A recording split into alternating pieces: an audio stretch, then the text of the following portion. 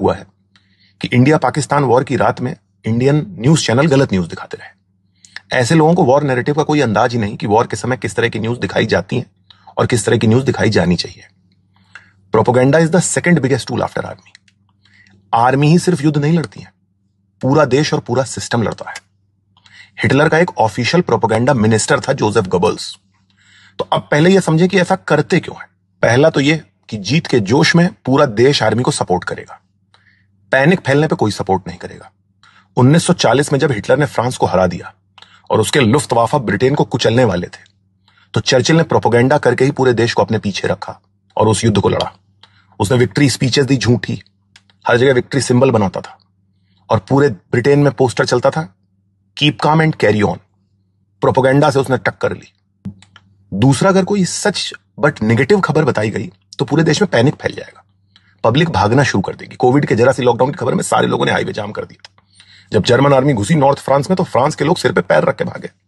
वेयरमार्क्ट German army बिना लड़े Paris पहुंच गई थी। तीसरा, मान लो आप सही खबर दे रहे हो, सामने वाला देश तो प्रोपेगेंडा फैला रहा है और उसका प्रोपेगेंडा फैल गया तो पूरे देश में पैनिक फैल जाएगा। 1975 में नॉर्थ और साउथ वियतनाम लड़ रहे थे।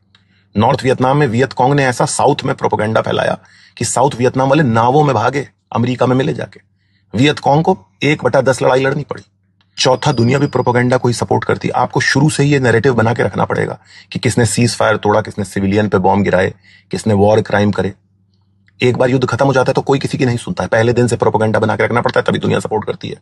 हिटलर जब कम्युनिस्टों को मार रहा था 33 से 39 तक, तो अमेरिका और ब्रिटेन ने उसका फुल सपोर्ट किया।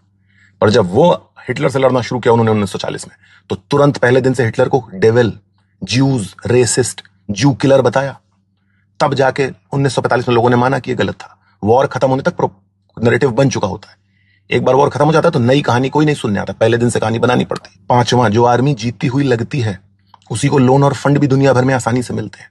जब इंग्लिश और फ्रेंच ईस्ट इंडिया कंपनी लड़ती तो अपने घर में यही बताती थी कि हम बस वॉर जीतने वाले हैं, तभी वहां से उनको आर्मी और पैसा भेजा जाता था। वर्ल्ड वॉर 1 में अमेरिका ने खाली प्रोपेगेंडा करा के अपने देश में मिलियंस ऑफ डॉलर्स के लिबर्टी बॉन्ड बेचे।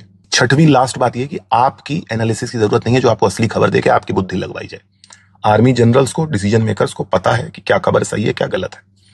आपको जब खबर दी जाती है तो मान के दी जाती है कि पड़ोसी भी। इसलिए सही खबर जानना और एनालिसिस करने की जगह इंस्टाग्राम, ट्विटर पे जाओ, पाकिस्तानी अकाउंटों पे पैनिक क्रिएट करो, उनसे बताओ हम वॉर जीत रहे हैं।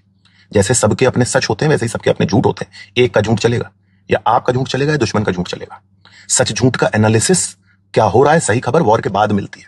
वॉर लड़ते समय पूरी ताकत से